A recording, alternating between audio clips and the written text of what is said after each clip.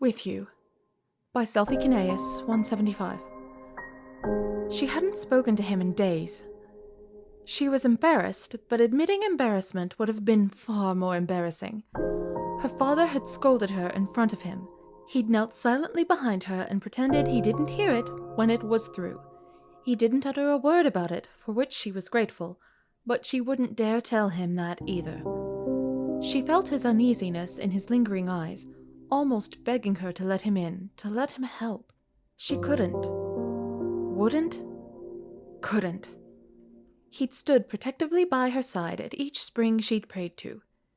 He stayed silent, pretending not to hear her desperation, her cries to the deities. He played dumb for her sake, just as he did with the encounter with her father. He knew the princess well enough. Mentioning or offering even a helping hand would spike her temper. She felt unworthy, and her knight simply existing stirred those feelings of resentment most days.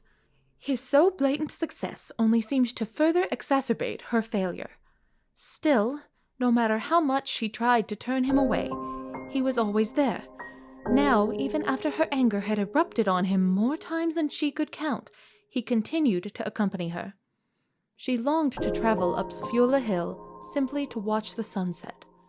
With a smile, he followed her, as he always had, as he always would. Be sure to take the time to soothe your mount. That's the only way it will know how you truly feel. He looked over at her as she pat her horse's neck. Your advice was quite helpful, thank you. This little one and I are getting along quite well now. She smiled in his direction, but he knew she was avoiding a much more serious topic. At first, I wasn't sure if I should outfit him with all of the royal gear. I thought maybe he should have to earn it first. She scrutinized the elegant stallion before grinning brightly. But it works. He wears it like a true natural. She met her knight's growing stare, attempting to distract herself still with the higher subject. I'm trying to be a bit more empathetic. Benefit of the doubt, you know. But he saw through it. He always did. Still, he said nothing. He rarely did. She knew she couldn't fool him, and she certainly couldn't fool herself. She left her steed at the base of the grand horse statue and dismounted. She approached the fence at the edge of the peninsula, watching over Hyrule as it bathed in the sun's warm light. All seemed so calm up here, as if the end of the world wasn't right around the corner.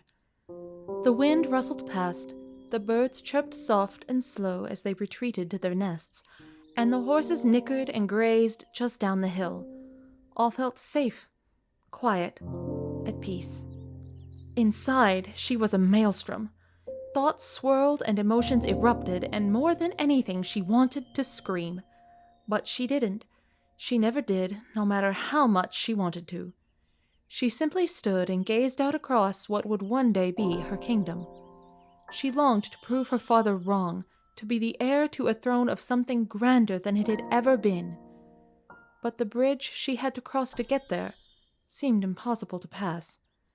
She felt her knight behind her, reminding her that she was never truly alone. Despite pretending like she wanted to be, she secretly was thankful for his steadfast company.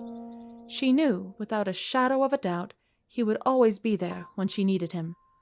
Her voice cut through the silence, heavy on the air.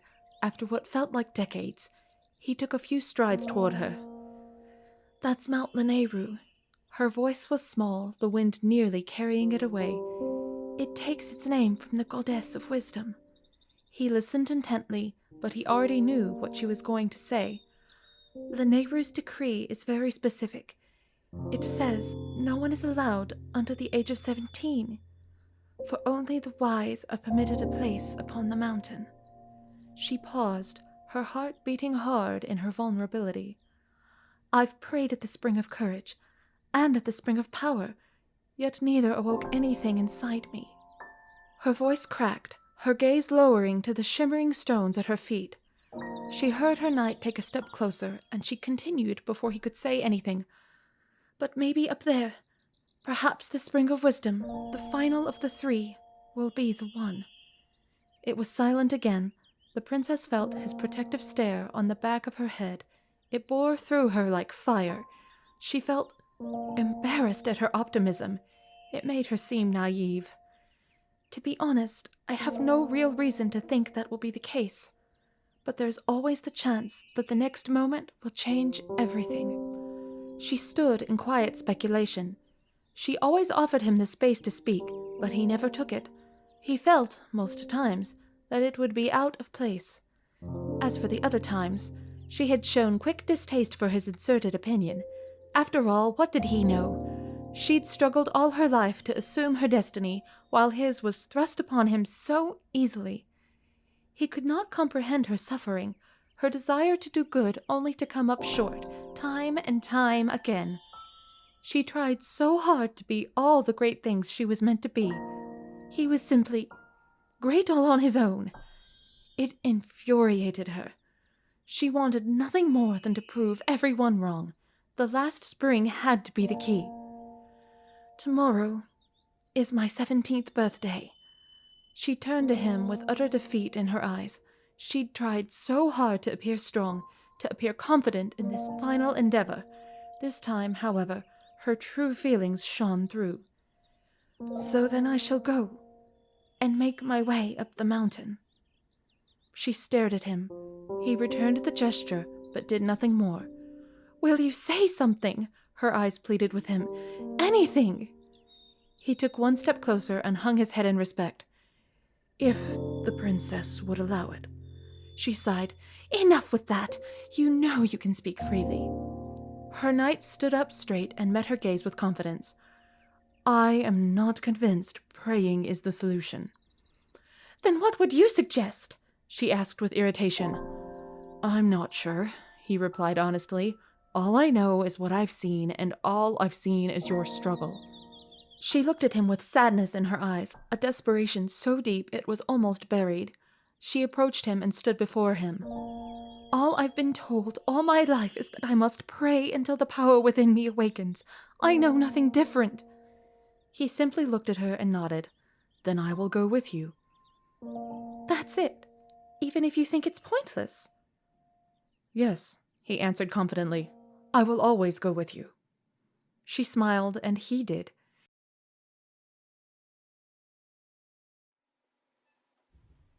He followed her up the frigid mountain. When the winds threatened to knock them down into the cold snows, and when the shallowness of the air threatened to steal the remnants from their lungs, he went with her. At the top sat the spring, and the goddess watched over it. The princess stepped into the freezing waters without a thought, but her knight saw her shiver. For a while he was respectful. He stood, his back to her, pretending not to hear her pleas. When the hours continued to roll by, and her trembling became so severe she couldn't even bring the prayers to her lips, he cast aside respect and went to her. He left his effects on the shoreline and removed his tunic. His nerves jolted in objection, but he ignored them. He stood where the water lapped at his ankles, and he reached out to her. Come out of there, princess. You're freezing. She sniffled, but he pretended he didn't know she was crying. No, I mustn't leave until my power has awoken. You will catch hypothermia. So I may! She spat in defiance. Don't be foolish. Come to me. Put on some dry clothing. I am not foolish! She yelled, slamming her fists into the water with a splash. I cannot return empty-handed. I must awaken my power, whatever it takes. You cannot awaken your power if you are frozen. She turned and looked at him, and he extended his hand just a bit closer. She shivered hard before turning away. If you do not come out on your own, I will get you myself. She huffed, the brightest cloud of air escaping her lips. You would not. Silently, he tossed his tunic back on land to avoid it getting wet, and he stepped deeper into the pool. It reached his abdomen when he got to the princess, and his strong hand on her arm set her off. Unhand me! I have a duty to fulfill, and it would be treason for you to intervene! She shouted in anger, refusing to look at him. He could see her blue lips and her icy face. She couldn't hide it from him. She masked the clanking of her teeth well enough, but he still saw it. He grasped her from her. Princess No! She screamed. I have no other choice. I must not leave until I have the ability to seal cannon. She faced him now, staring with eyes daring to spill their tears. He looked at her with sad understanding. He let the silence linger a moment, hoping it was enough for her to come to her all too wise senses. He lowered his head, allowing her to feel the freedom to make her own decision, despite knowing he would not let her freeze to death. She could tell he had something to say, and his discipline in refraining irritated her. "Just say whatever it is you're thinking." "If the princess would allow, you know you can speak freely." He swallowed hard, the cold beginning to permeate him just the same, but his stare did not waver. "I understand your need to assume your destiny, but this is not the way." "Then what is?" she whimpered. "What is the right way?"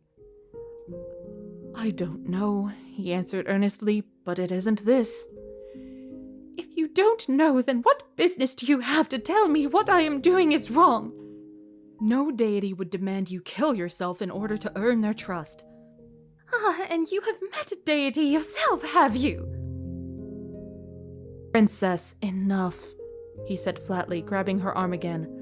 "Let's get out of this freezing water."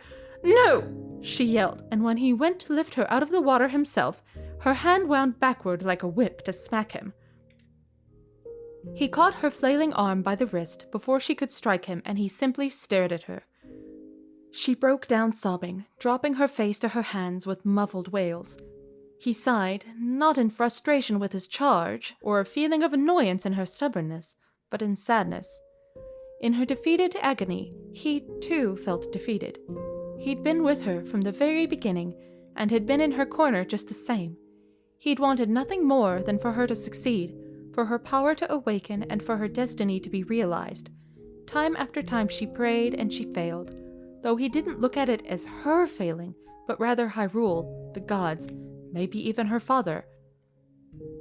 She'd poured her entire life into it, and she beat herself up enough for the lot of them, yet still they all continued to kick her while she was down. He wrapped his arms around her and pulled her into him. He let her cry, and she shivered and quaked violently both from the tears and from the cold. For a long time he simply held her. He pressed her close into his chest and wished his arms had the power to remove her suffering. He looked up at the statue of the goddess watching over them. She appeared satisfied, and at that the hero's heart ached. At last her breathing began to even, and she pulled herself away. He kept his eyes on her, but it took her some time to grow the courage to return his gaze. "We will go down then, and meet with the champions." He nodded but said not a word. She gazed up at him. "I will take those dry clothes now." Without a sound, he took her hand and led her back to the shoreline. She trembled as the wind lashed upon her wet skin. He grabbed his tunic, safe and dry, and draped it over her. "Won't you be cold?" she asked with concern. He grabbed a hooded cloak from his horse's saddlebag and swung it over his shoulders. "I'll be fine." She simply stared at him then, and she felt a flurry of things she wasn't sure she'd felt before.